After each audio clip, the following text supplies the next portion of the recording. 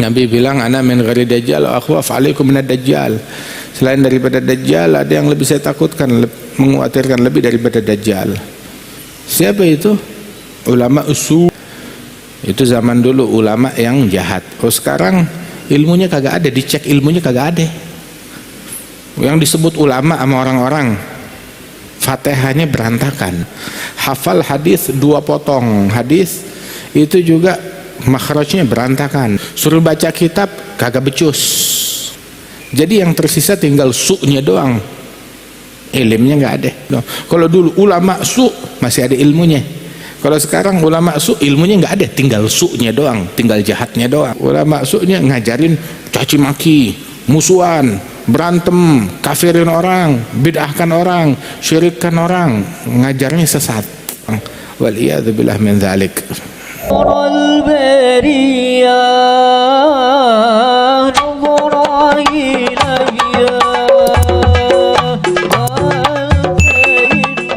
Assalamualaikum warahmatullahi wabarakatuh. Alhamdulillah wassalatu wassalamu ala sayyidina Rasulillah sayyidina Muhammad bin Abdullah wa ala alihi wa sahbihi wa mawalah. Ma ba'd. Kita bersyukur kepada Allah Subhanahu wa taala. Pada pagi hari ini kita mengawali hari kita dengan majlis ilmu, yang mana Rasulullah sallallahu alaihi wasallam beliau menyebutkan di dalam hadis, hudur majlis ilmin khairun min salati alfi raka'ah wa min iyadati alfi marid wa min huduri alfi janazah. Hadirmu di satu majlis ilmu pahalanya lebih baik, bukan sama ya, tapi lebih baik daripada pahala salat sunnah 1000 rakaat digabungkan dengan pahala menjenguk 1000 orang sakit, digabungkan dengan pahala mengantar atau mengiringi 1000 jenazah. Itu gabungkan pahala itu semua dengan kita hadir di satu majelis ilmu, maka hadir yang kita di majelis ilmu yang satu itu lebih afdal daripada pahala salat sunnah 1000 rakaat, mengantar 1000 jenazah, dan juga menjenguk 1000 orang sakit. Dokter pun dalam sehari nggak bisa menjenguk 1000 orang sakit. Nah, begitu juga tukang mandiin jenazah, siapa yang pernah memandikan 1000 jenazah? Akan tetapi kita bisa mendapatkan pahala mengantar 1000 jenazah dan pahala dari salat 1000 rakaat salat sunnah. Siapa yang hari ini atau minggu ini melaksanakan salat sunnah 1000 rakaat? Alhamdulillah, Allah Ta'ala berikan taufik dan bimbingannya kepada kita sekalian untuk hadir di majlis ilmu. Dan Rasulullah sallallahu alaihi wasallam menyebutkan di dalam hadis, may yuridillahu bihi khairan yufaqihuhu fid din.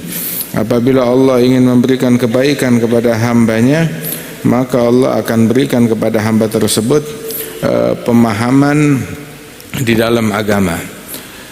Qal Syekhana Al-Habib Ali Al-Masyhur, hadza mantuqul hadis, amma mafhumuh man lam yuridillahu bihi khairan lam yufaqihu fid din.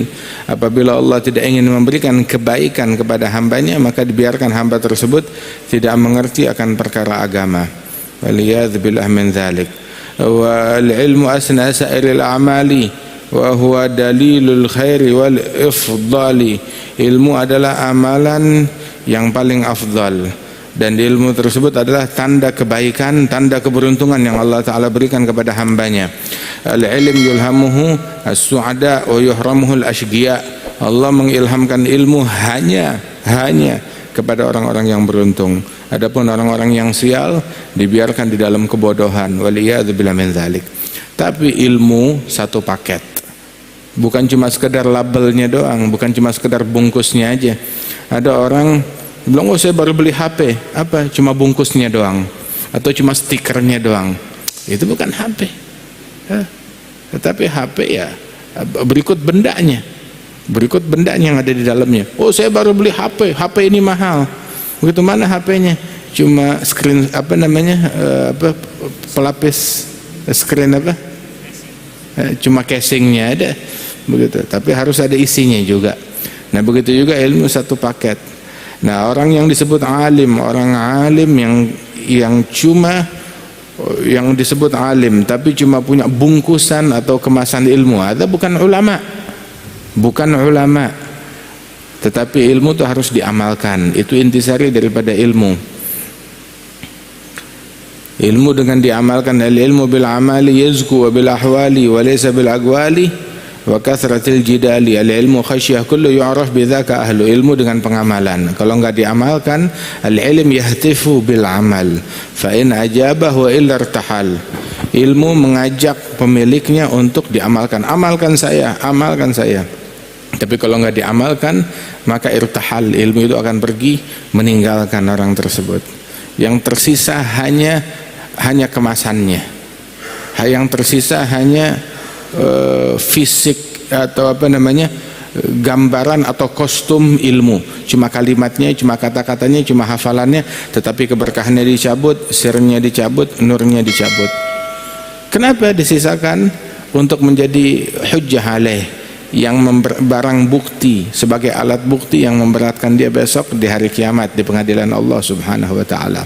Walidzalik, karenanya itu dalam bahasan kajian hari ini yaqul al-Imam Abdullah bin al-Haddad fi kitabih wa alam anna al-alim alladhi la ya'mal bi ilmihi maslub al-fadilah la yanbaghi lahu an yaghtar bima warada anillah wa an rasulih fi fadl al-ilm wa yuhim nafsuhu annahu dakhilun fi dhalik bimujarrad al-ilm min ghairi amal. Qad qala alaihi salatu wasalam ta'allamu ma syi'tum fa wallahi la yuqbal minkum hatta ta'malu bih. Orang alim yang tidak mengamalkan ilmunya, maka enggak ada fadilah yang dia dapat. Oh, fadilahnya ulama, fadilahnya ilmu, ulama, enggak ngamalin ilmu, dicabut. Tidak ada fadilah. Yang disebutkan fadilah, keutamaan ilmu, pahalanya ini buat ulama, itu buat yang ngamalin ilmu. Yang enggak ngamalin ilmu enggak masuk dalam kategori ini. Jadi jangan ghurur, jangan GR dengan apa yang dijanjikan, yang diiming-imingkan. Itu buat ulama, kamu bukan ulama. Ulama yang satu paket, kamu cuma punya casingnya doang, cuma punya bungkusnya doang, cuma punya sampahnya doang yang dibuang, tapi hakikat keilmuan nggak punya. Jangan ghurur, jangan tertipu dengan kostum, dengan kotak, dengan kemasan. Dan dia menyangka kalau dia masuk dalam kategori ulama hanya dengan kostum aja tanpa amal, nggak bisa. Nabi bilang dalam hadis, ta'allamu ma syi'tum, belajar sesuka kalian. Fa wallah, demi Allah, nggak diterima belajarnya kalian hingga kalian mengamalkan ilmu tersebut. Ilmu kalian nggak bakalan diterima hingga kalian mengamalkan ilmu itu. Man yazdada ilman wa lam yazdad huda lam yazdad min Allah illa bu'da. Rasulullah menyatakan dalam hadis, barang siapa yang bertambah ilmu tapi enggak nambah hidayat, enggak nambah benar, maka dia nambah apa? Nambah jauh dari Allah. Nambah jauh, nambah sial. Waliyadzubillah. Ilmunya nambah tapi enggak nambah hidayat, nambah jauh. Ilmu tapi enggak sholat jamaah. Ilmu tapi enggak bangun malam. Ilmu, menuntut ilmu tapi enggak sholat duha, bikin malu, mencoreng nama ulama. Ilmu ulama tapi enggak sholat witir. Ilmu ulama tapi kaum wanitanya enggak tutup kerudung, enggak tutup aurat dengan benar. Ilmu apaan? Ilmu ulama, akan tetapi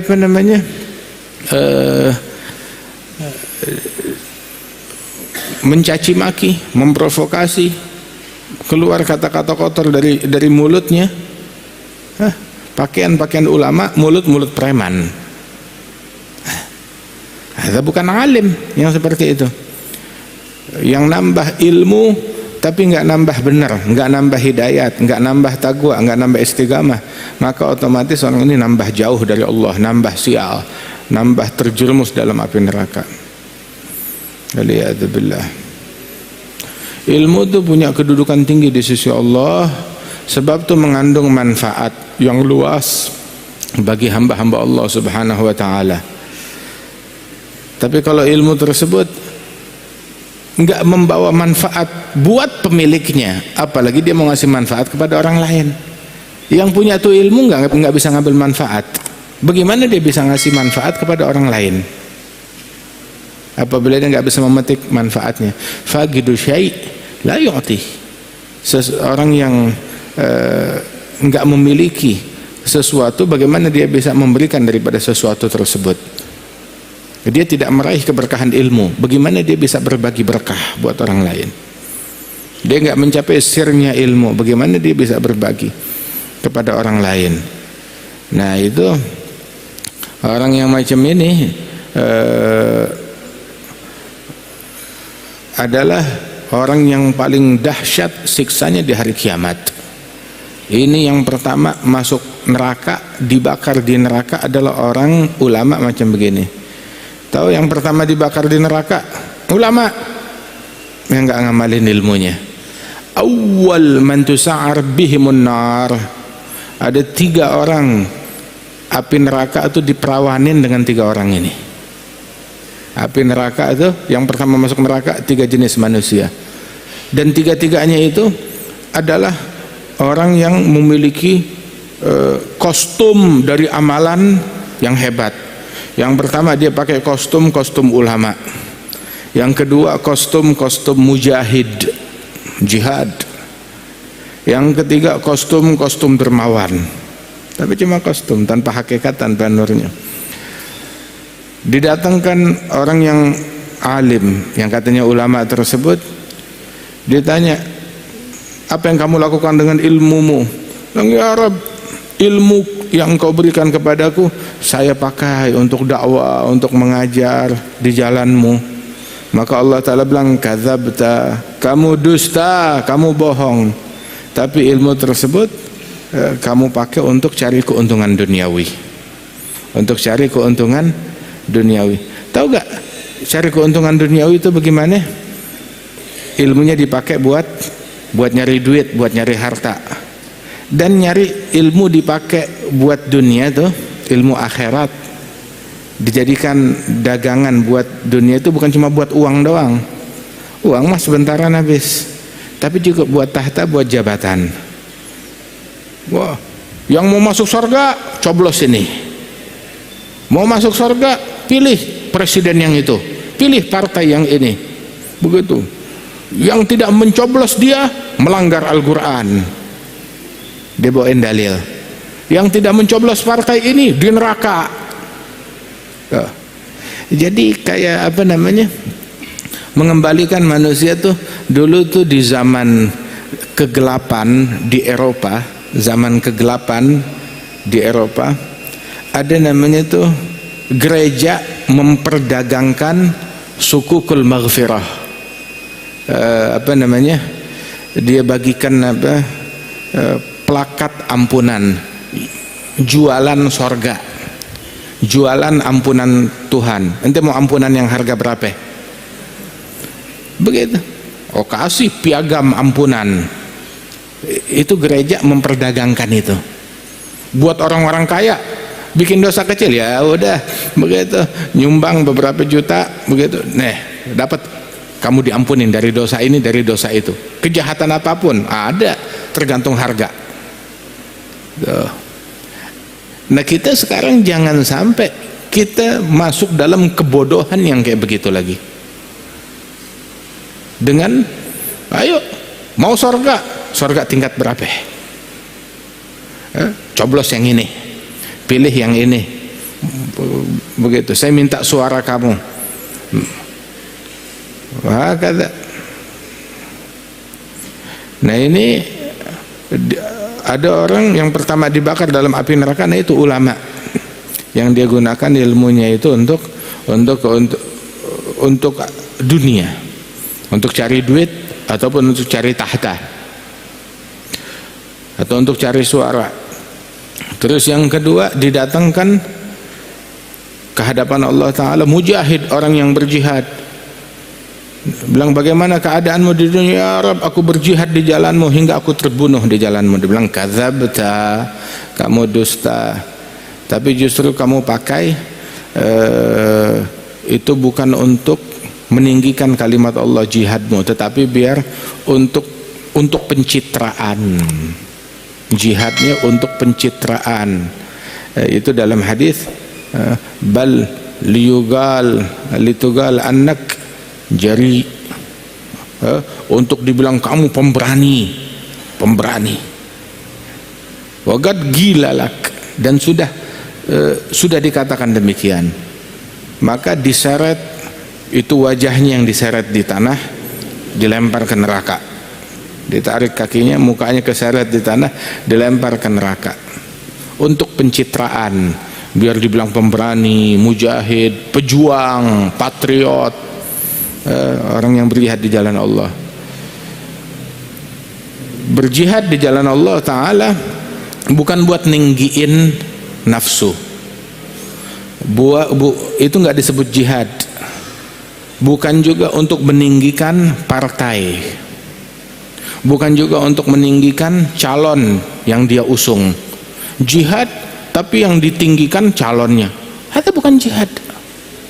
Jihad fisabilillah bukan buat meninggikan calon, bukan buat meninggikan partai, bukan meninggikan ormas, bukan meninggikan tokoh yang ada dalam ormasnya dia, akan tetapi untuk tahu jihad fisabilillah. Nabi ditanya, ada orang yang berperang untuk pencitraan, untuk dipuji, untuk dibilang pemberani, untuk ini dan itu. Nah, ini diantara ini semua macam-macam jihad, yang fisabilillah yang mana, yang di jalan Allah yang mana? Maka dijawab, man qatal litakuna kalimatullahi al-ulya fahuwa fisabilillah. Yang berperang, yang berjihad untuk meninggikan kalimatnya Allah, agamanya Allah, ajarannya Allah, hukumnya Allah, maka dialah yang di jalan Allah. Itu fisabilillah. Tapi yang untuk meninggikan partainya, kelompoknya, tokohnya, ormasnya, partainya ataupun calonnya, ada bukan mahu fisabilillah. Apapun klaim yang diklaim, apapun klaimnya mereka, mahu fisabilillah. Ucapannya Rasul sallallahu alaihi wasallam yang fisabilillah untuk meninggikan kalimatnya Allah Subhanahu wa taala. Hakadha. Yang ketiga, didatangkan orang yang dermawan, dikenal tukang bagi-bagi harta. Dan kamu gunakan hartamu untuk apa? Untuk berbagi, berinfak, bersedekah di jalanmu. Dibilang kadzabta, kamu bohong. Tapi kamu gunakan harta tersebut adalah untuk agar kamu berinfak, tujuannya agar dibilang dermawan, sakhi, untuk pencitraan juga. Maka diseret ke dalam api neraka. Fahaula awwal man tusa'ar bihimun nar, kata Rasulullah. Mereka bertiga ini adalah orang yang pertama di dalam api neraka, masuk dalam neraka. Neraka diperawani dengan mereka. Subhanallah. Makanya Sahibuz Zubad Ibn Ruslan itu bilang, wa alimun bi ilmihi lam ya'malan mu'azzabun min qabli abidil wathan. Orang alim yang tidak mengamalkan ilmunya diazab sebelum penyembah berhala. Sebelum penyembah berhala dia diazab terlebih dahulu. Waliyadzubillah. Rasulullah sallallahu alaihi wasallam itu mengisyaratkan orang yang berilmu tapi nggak ngamalin ilmunya, maka gugur semua fadilah kemuliaan yang disebutkan pada orang tersebut, dia nggak masuk. Nabi bilang dalam hadis, asyaddun nas azaban yaumal qiyamah alim lam yanfa'hu Allah bi'ilmih. Orang yang paling dahsyat siksanya, di azabnya di hari kiamat adalah ulama yang ilmunya nggak manfaat. Ilmunya nggak manfaat buat dirinya. Itu orang yang paling dahsyat siksanya hari kiamat. Nabi SAW berlindung min ilmin la yanfa' wa qalbin la yakhsha. Ya Allah, aku berlindung kepadamu, na'udzubillah, dari ilmu yang nggak manfaat. Na'udzubillah dari qalb la yakhsha, dari hati yang tidak khusyuk. Ilmu yang nggak manfaat. Berlindung kepada Allah dari ilmu yang nggak manfaat. Ilmu yang nggak bikin orang tambah taqwa, tambah istiqamah, tambah takut kepada Allah Ta'ala. Ilmu itu membuahkan rasa takut. Kalau ilmunya kita nggak bikin kita makin takut kepada Allah, curigain ini ilmu atau racun. Ilmu harus bikin kita tambah. Saya hadir majelis ilmu, buah dari hadir majelis ilmu apa? Bikin saya makin takut. Takut ninggalin sholat jamaah, takut durhaka sama orang tua, takut ngomong yang enggak, takut menyebarkan berita yang saya terima dari medsos. Takut. Nah, bukan dengan ilmu, bukan makin nekat, tapi makin takut. Sebab dia tahu ada konsekuensi dari apa yang dia ucapkan, dari apa yang dia lihat. Takut ngelihat yang haram, takut dengar yang haram, takut ngucap yang haram, takut nyentuh yang haram, takut mutusin silaturahmi. Subhanallah. Takut ninggalin sholat jamaah, takut kalau nggak sholat duha, apalagi ninggalin sholat fardu. Kata ilmu membuahkan rasa takut. Innama yakhsyallaha min ibadihil ulama'u. Sesungguhnya yang mengenal takut kepada Allah dari hamba-hambanya adalah mereka para ulama. Mereka orang yang mengenal takut kepada Allah Subhanahu wa ta'ala. Makanya ilmu dari awal sampai akhir khasyah kulluh, semuanya rasa takut kepada Allah. Orang-orang ulama, orang-orang yang berilmu adalah orang-orang yang mengenal takut kepada Allah Subhanahu wa ta'ala.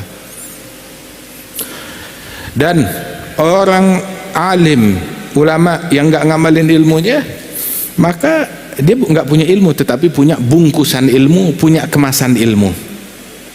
Ada bungkusan ilmu, ada kemasan ilmu. Sama seperti orang tuh bungkus dari suatu makanan. Dia enggak makan itu makanan, enggak cobain makanannya, cuma ya dia baca bungkusnya. Oh, ada ingredientnya, kandungannya, ada gulanya, ada susunya, ada kacangnya, ada ininya, tapi dia enggak pernah nyobain. Oh, ada vitamin ini, vitamin itu, tapi dia enggak tahu rasanya seperti apa. Nah, bagaimana dia bisa melukiskan tentang itu semua? Bagaimana dia bisa menceritakan rasanya? Orang alim yang nggak ngamalin ilmunya itu cuma kostum daripada ilmu, nggak ada maknanya, nggak ada hakikatnya. Qala ba'd salaf al-ilm yahtiful bil amal fa in ajabahu illa irtahal, yani yartahil minhu ruhu wa nuru wa barakatuh. أما صورة فلا ترتحل بل تبقى مؤكدة للحجة على العالم السوء. إذا كان هذا العالم يعلم علمه للناس وينفعهم به كان بمنزلة شمعة تضيء للناس وهي تحترق. Ada ulama dia ngajarin ilmunya kepada masyarakat, masyarakat ngambil manfaat dari ilmunya, ya. Maka alim tersebut, orang alim yang nggak ngamalin ilmu, ngajarin ke orang, ya sama seperti lilin. Tahu kan lilin? Dia menyala, nerangin orang, tapi dirinya sendiri terbakar. Dirinya kebakaran. Orang ngambil terangnya, tapi dirinya terbakar. Habis dirinya. Sama seperti jarum. Setiap baju yang dibuat itu kan menggunakan jarum, dijahit. Jarum dia bisa bikinin baju untuk nutupin orang, tapi dirinya sendiri telanjang. Jarum telanjang. Dia bisa bikinin bungkus buat orang, bisa bikinin baju penutup aurat buat orang lain, tapi dirinya sendiri telanjang. Nah, itu orang alim yang nggak ngamalin ilmunya. Dia ngajarin ke orang, ngasih manfaat ke orang, tetapi dia sendiri nggak ngamalkan ilmunya. Yaqul al-Habib Abdullah bin Hasan bin Tahir, al-Imam Abdullah bin Hasan bin Tahir, gurunya Mufti Betawi al-Habib Abdullah Habib Uthman bin Abdullah bin Yahya. Itu beliau di dalam i'tirafnya kepada Allah Subhanahu wa taala, dalam doanya beliau bilang, naqulu bil lisani ma laysa fil janani, naqulu ma la naf'al wa na'ti ma la najhal, ihsanuna al masawi wa sidquna ad da'awi nura ayyul khalaik walil wara nunafik. Kita berucap hal-hal yang enggak kita amalkan. Kita berucap hanya dengan lisan yang enggak ada di dalam hati kita. Kita perintahkan orang dengan kebaikan, tapi kita sendiri enggak melakukannya. Atamuruna an-nasa bil bir wa tansawna anfusakum wa antum tatluna al-kitaba afala ta'qilun. Kalian memerintahkan orang lain untuk bikin baik, tapi kalian melupakan diri sendiri. Afala ta'qilun, kemana akalnya? Kalau dia punya akal, maka dia bakal amalkan itu ilmu sebelum orang lain. Itu orang alim diperintahkan, orang alim yang nggak ngamalin ilmu masuk neraka, diseret ke neraka, itu dikeluarin isi perutnya, ususnya, lambungnya dikeluarkan, hingga tuh dia menyeret isi perutnya diseret, terus dia keliling di neraka sambil nyeret itu, seperti keledai yang berkeliling muter di penggilingan. Nah itu orang alim itu diseret isi perutnya ngekeliling muter-muter di neraka seperti keledai di penggilingan gandum. Orang sampai terganggu dengan orang neraka terganggu dengan busuknya ulama tersebut, dan dia bertanya, ma baluk, orang neraka, kenapa dipermalukan sampai seperti ini? Dia bilang, kuntu amur bil khair wa la atih wa anha 'anil syarr wa atih. Saya merintahkan orang dengan kebaikan, saya sendiri enggak ngerjain. Saya melarang orang dari kejahatan, saya malah ngerjain. Orang bikin majlis, enggak sholat subuh. Bikin maulid, bikin pengajian, enggak sembahyang. Pengajian harusnya bikin orang jadi rahmat, jadi saling melaknat. Pengajian, lulusan pengajian bikin orang tawadhu, jadi takabur.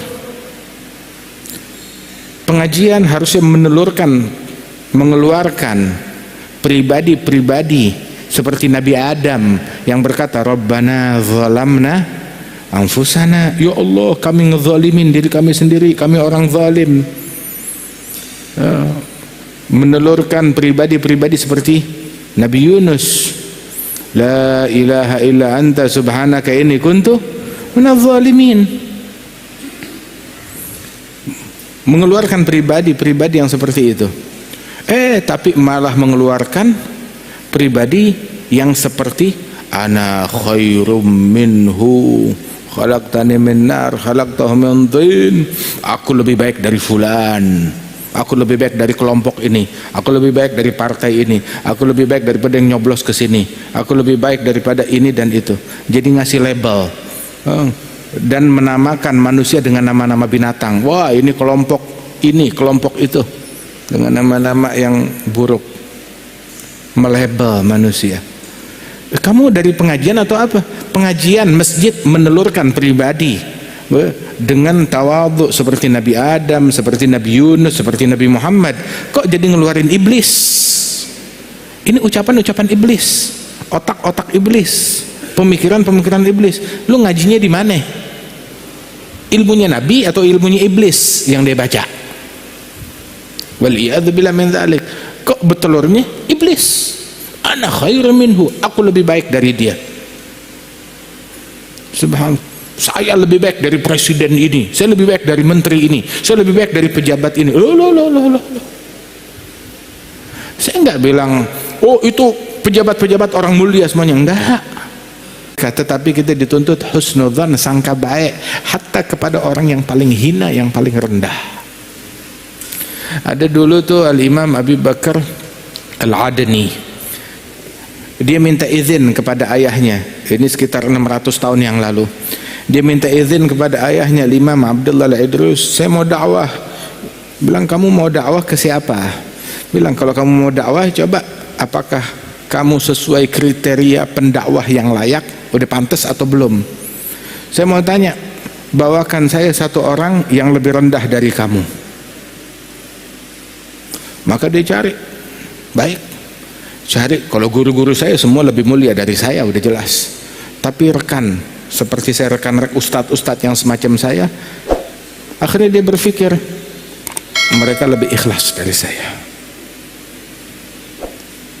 Akhirnya dia pikir kalau gitu murid-murid saya, santri saya, dia pikir santri jalan di atas permit ilmu, dan saya kalau nggak ikhlas berakhir di neraka. Jadi saya nggak merasa diri saya lebih baik daripada santri. Kalau gitu dari orang jahil, orang bodoh dia berpikir nih, introspeksi diri sendiri. Orang bodoh mereka bermaksiat kepada Allah, mereka jahil, mereka nggak tahu kalau itu maksiat. Tetapi saya pendosa dan saya diberikan ilmu, saya tahu itu dosa tapi saya masih melakukannya juga. Seperti dosa riya, dosa ujub, dosa kibir, nganggap dirinya begitu. Berarti saya lebih jahat dari mereka. Hingga akhirnya dia lihat orang kafir lebih hina dari saya. Mau dia bilang gitu ke bapaknya, terus dia berpikir tunggu, sekarang kafir,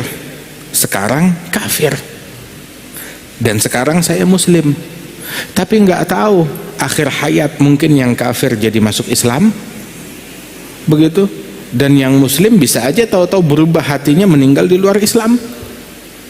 Jadi saya nggak bisa menghakimi orang, nggak bisa menyombongkan diri kepada orang. Jadi siapa yang lebih baik, ya saya nggak tahu. Lebih baik nanti diputuskan di akhir hayat. Jadi saya nggak berani bilang diri saya lebih baik dari fulan atau fulan.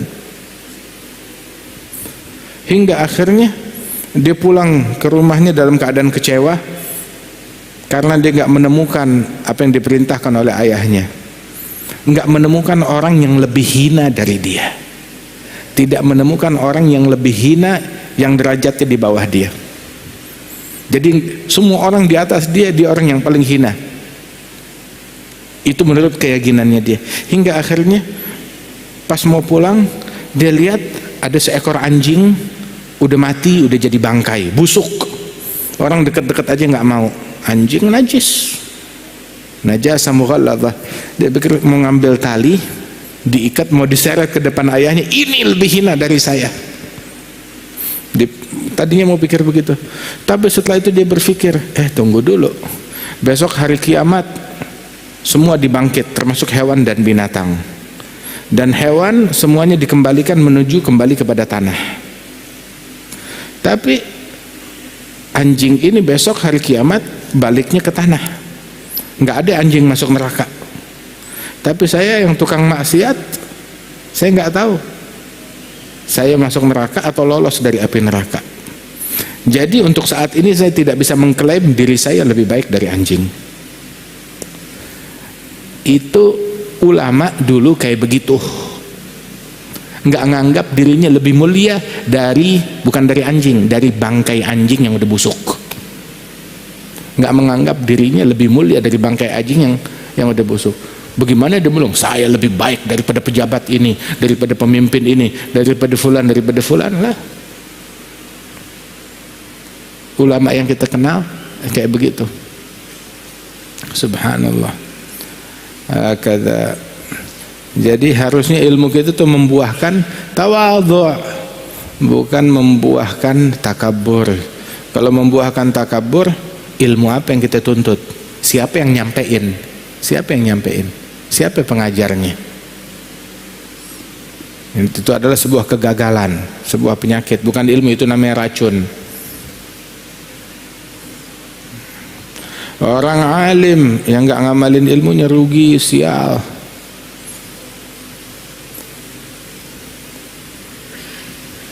Orang yang nggak ngamalin ilmunya rugi, sial, berbahaya. Dan orang yang nggak ngamalin ilmu ada dua bagian. Dia nggak ngamalin ilmu tapi masih ngajar. Ada yang nggak ngamalin ilmu dan tidak ngajar. Belajar suatu kewajiban, ngamalin ilmu kewajiban yang lain, kedua. Mengajarkan ilmu kewajiban yang ketiga. Kalau tiga-tiganya dijalankan, dia menjalankan tiga kewajiban. Kewajiban nuntut ilmu, mengamalkan ilmu, mengajarkan ilmu.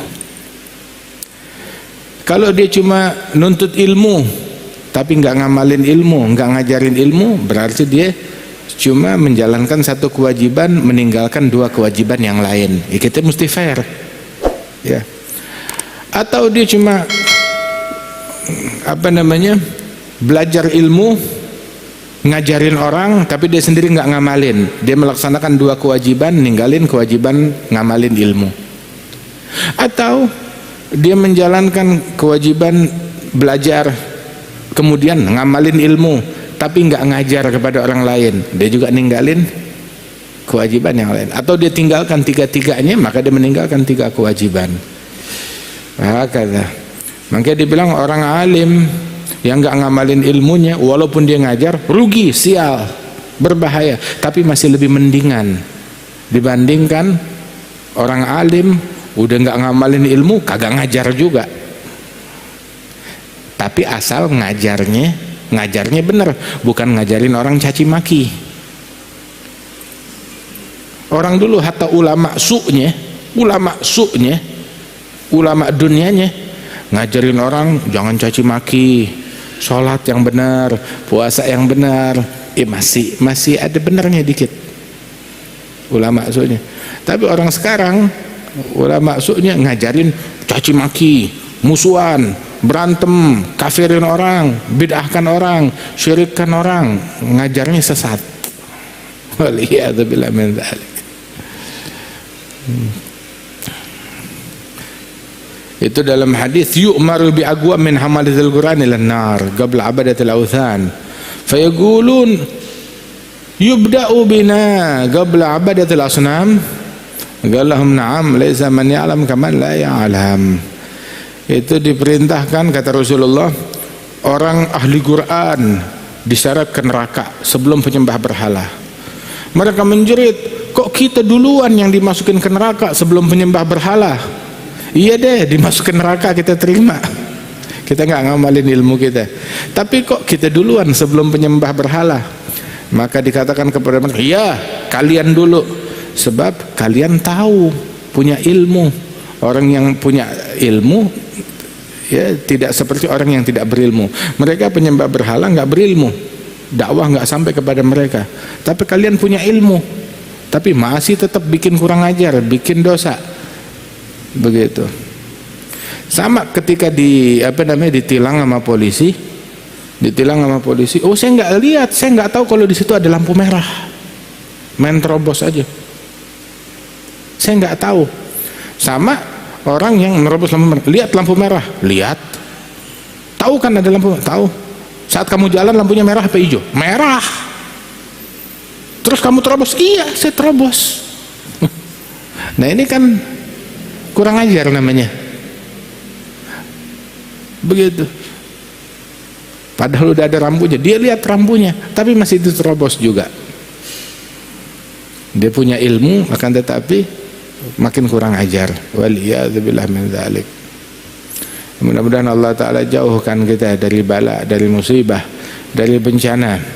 Nabi bilang, ana min ghairi dajjal wa akhwaf alaikum minad dajjal. Selain daripada dajjal, ada yang lebih saya takutkan, mengkhawatirkan lebih daripada dajjal. Siapa itu? Ulama ulama yang jahat. Ulama yang jahat. Itu zaman dulu ulama yang jahat. Oh sekarang ilmunya kagak ada, dicek ilmunya kagak ada. Yang disebut ulama sama orang-orang, Fatihahnya berantakan. Fatihahnya berantakan. Hafal hadis 2 potong. 2 potong hadis itu juga makhrajnya berantakan. Begitu. Suruh baca kitab kagak becus.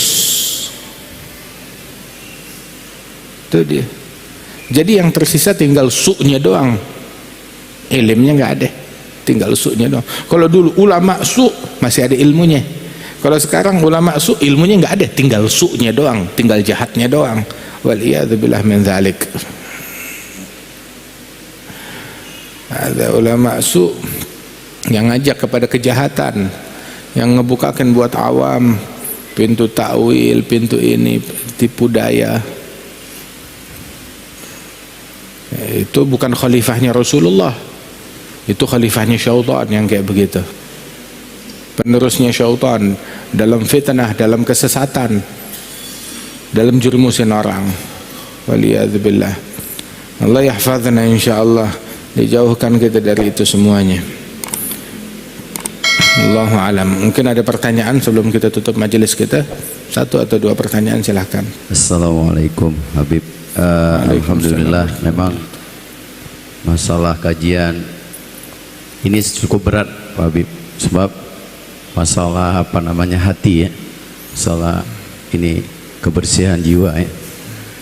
Kalau misalnya kita punya saudara Habib, jadi saudara kita itu kalau apabila kita datang itu sepertinya tidak menyenangkan hatinya. Kamu mungkin merasa di beliau itu punya harta yang lumayan banyak gitu. Jadi kayaknya nggak nyaman beliau itu bagaimana? Apakah kita termasuk memutuskan tali silaturahim atau tidak? Punya saudara yang maksudnya yang punya harta benda lah, banyak lah istilahnya. Cuman kedatangan kita kayak sepertinya tidak membuat dia itu nyaman gitu. Itu kita kadang-kadang mau datang itu agak malas gitu Pak Habib. Jadi apakah itu kita termasuk memutuskan tali silaturahim? Ya, paham. Barakallahu fiik. Ada lagi yang mau bertanya tambahan? يقول هذا الرسول صلى الله عليه وسلم ليس الواصل بالمكافئ ليس الواصل بالمكافئ ولكن الواصل من إذا قطعه رحمه wasalah. Orang yang nyambung silaturahmi itu bukan yang ketika kerabatnya baik dia baik, kerabatnya senyum dia senyum, kerabatnya santun dia santun, kerabatnya ngasih hadiah dia ngasih hadiah. Itu namanya barter, bukan silaturahmi. Tapi silaturahmi yang sebenarnya adalah ketika dia diputus tetap dia nyambung, ketika dia dicemberutin dia senyum, ketika dia dijudesin dia tetap santun, dia tetap baik, ketika kerabatnya menjauh dia tetap datang. Itu nyambung silaturahmi seperti itu. Bukan orang baik kita baik, orang jahat kita jahat, lu jual gue beli.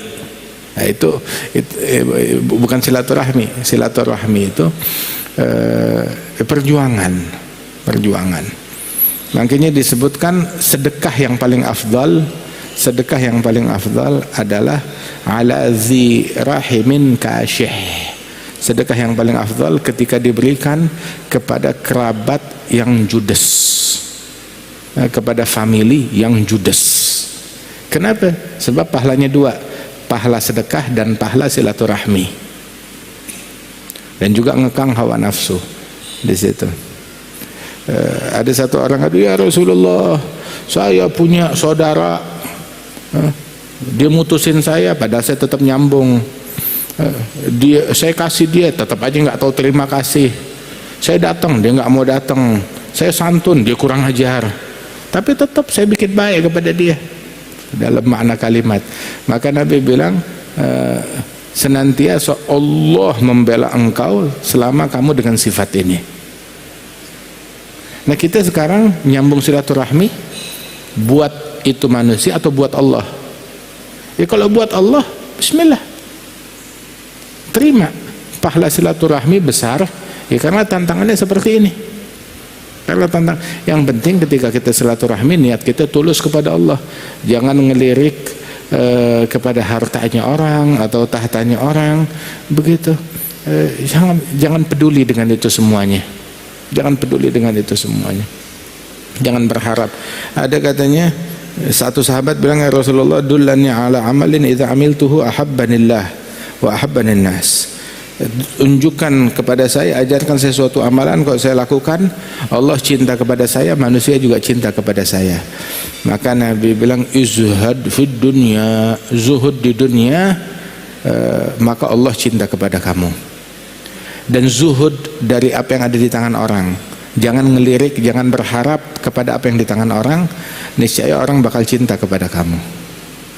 Itu kunci untuk dicintai orang. Senantiasa orang baik-baik aja sama kita, selama kita nggak ngelirik tahtanya mereka, nggak ngelirik hartanya mereka. Tapi kalau kita udah nafsu sama apa yang mereka punya, nah siap-siap jadi musuh. Dunia tuh bangkai, di sekeliling bangkai pasti ada anjing, ada serigala.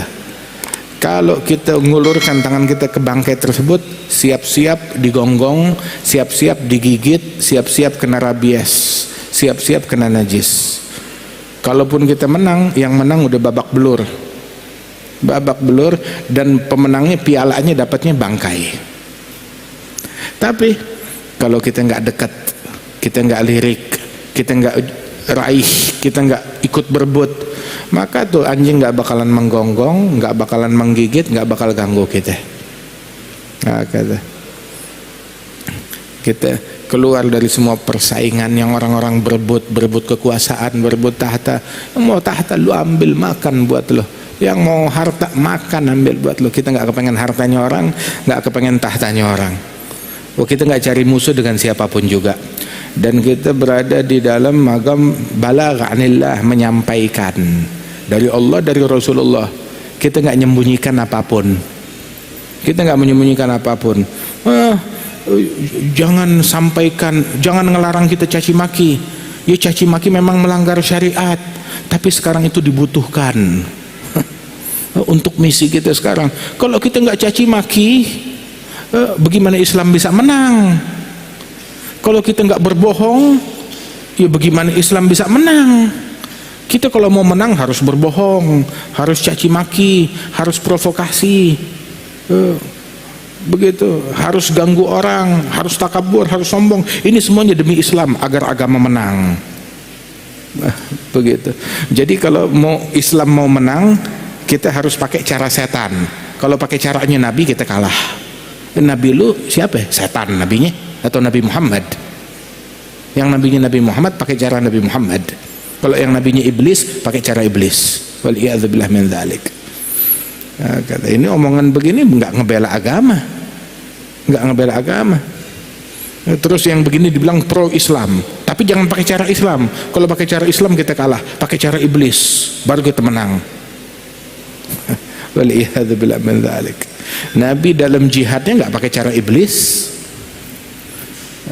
dengan rahmat, dengan kasih sayang, sallallahu alaihi wasallam.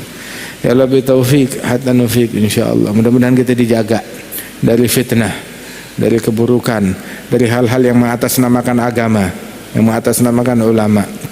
Ya Rabbal Alamin, dijaga, dilindungi ulama kita, dianugerahkan istiqamah kepada Allah Subhanahu wa taala. Allahumma ij'al jam'ana hadza jam'an marhuma, tafarruqana min ba'di tafarruqan ma'suma, wa la taj'al fina wa la minna wa la ma'ana syaqiyan wa la mahruma. Ihdina bihudak waj'alna mimman yusari fi ridhak wa la tuwallina waliyan siwak wa la taj'alna mimman khalafa amraka wa 'asak. Ala hadhihi niyyatun salihah wa ila hadratin nabi al-Fatihah.